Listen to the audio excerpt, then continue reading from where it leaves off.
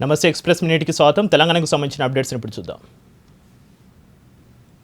MCR హెచ్ఆర్డీలో అన్ని జిల్లాలకు కలెక్టర్లు, ఎస్పీలతో ముఖ్యమంత్రి కేసీఆర్ సుదీర్ఘ సమావేశం నిర్వహించారు. ప్రభుత్వం అమలు చేస్తున్న సంక్షేమ అభివృద్ధి కార్యక్రమాలపై అధికారులకు దిశానిర్దేశం చేశారు సీఎం.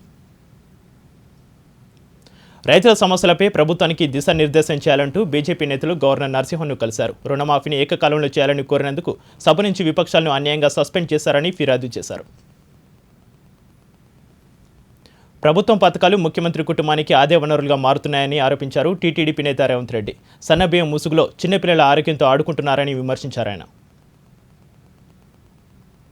వరంగల్లోని భద్రకాళి అమ్మవారి ఆలయంలో శరన్నవరాత్రి ఉత్సవాలు ప్రారంభమయ్యాయి. ఉదయం 4 గంటల నుంచే నిత్యహీనకము, గణపతి పూజ, అమ్మవారికి పూర్ణాభిషేకం నిర్వహించారు.